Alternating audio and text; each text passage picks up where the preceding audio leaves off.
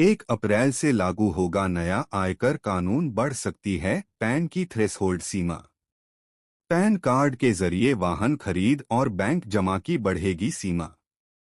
अगले वित्त वर्ष 2026 से 27 से लागू होने वाले नए आयकर कानून में करदाताओं को राहत देते हुए बैंकों में नकद जमा निकासी, वाहन एवं संपत्ति खरीदने और होटल बिल के भुगतान के लिए पैन की जानकारी देने को लेकर लेन देन सीमा थ्रेशोल्ड को उल्लेखनीय रूप से बढ़ाए जाने का प्रस्ताव है।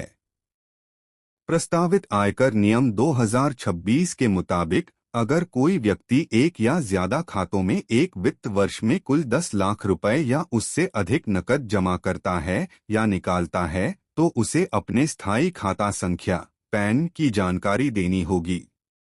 वर्तमान में किसी बैंक, कंपनी या सहकारी बैंक में किसी भी एक दिन में 50,000 रुपए से ज्यादा नकद जमा करने के लिए पैन अनिवार्य है।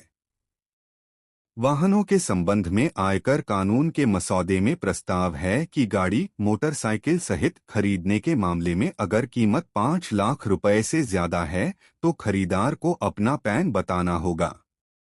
मौजूदा आयकर नियम 1962 में दोपहिया वाहन खरीदने पर पैन की जानकारी देने का नियम नहीं है, लेकिन मोटर वाहनों के लिए कीमत चाहे जो भी हो, इसकी जानकारी देना जरूरी है। बढ़ेगी एक्सचेंज की जिम्मेदारी। क्रिप्टोकरेंसी।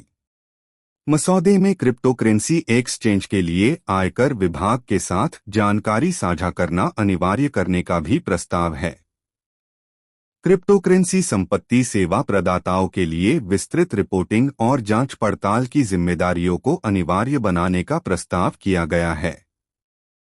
केंद्रीय बैंक डिजिटल करेंसी (CBDC) को इलेक्ट्रॉनिक भुगतान के स्वीकृत तरीके के तौर पर भी शामिल किया गया है। बॉक्स। इन मामलों में भी जानकारी देना अनिवार्य। Hotel restaurant bill. प्रस्तावित आयकर नियम 2026 के तहत होटल बटा रेस्तरां बिल सम्मेलन केंद्र या बैंक्वेट हॉल या इवेंट मैनेजमेंट में लगे किसी व्यक्ति को किया गया भुगतान अगर 1 लाख रुपए से ज्यादा है तो पैन की जानकारी देना अनिवार्य है। मौजूदा आयकर नियमों के मुताबिक होटल रेस्तरां बिल के मामले में पैन बताने के लिए 50,000 रुपए की सीमा तय है। संपत्ति की खरीद बिक्री।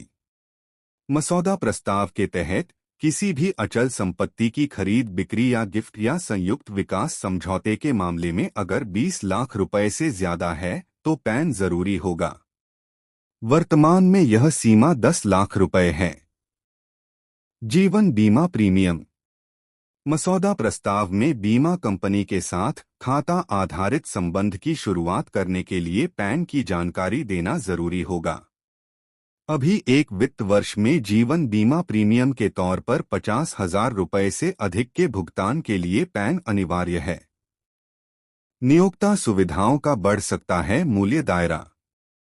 बाजार की मौजूदा वास्तविकताओं को देखते हुए सरकारी गाड़ियों और निशुल्क खाने के लिए करमुक्त सुविधाओं का मूल्य बढ़ाने का प्रस्ताव है। मोटर कार के लिए 1.6 लीटर से कम इंजन क्षमता वाली कार का भत्ता 8,000 रुपये प्रति महीना होगा, जबकि दूसरों के लिए यह 10,000 रुपये प्रति महीना होगा। इनमें चालकों के लिए भत्ता भी होगा। नियोक्ता अगर किसी कर्मचारी को मुफ्त खाना और गैर अल्कोहलिक ड्रिंक्स देता है तो प्रति मील मूल्य 200 रुपये तय किया गया है। HRA शहर सूची का विस्तार। मसौदा नियम में आवास किराया भत्ते HRA का दावा करने के मकसद से बंगलुरु, पुणे, अहमदाबाद और हैदराबाद को शामिल करने के लिए श्रेणी 1 महानगरों की सूची का विस्तार किया गया है। वर्तमान में इस सूची में दिल्ली, मुंबई, कोलकाता और चेन्नई शामिल हैं। मार्च के पहले सप्ताह में अधिसूचित होगा नया कानून। वित्त मंत्रालय के सूत्रों ने बताया कि पैन की थ्रेशोल्ड सीमा को सही करने के पीछे मकसद सिर्फ जरूरी जानकारी लेना है।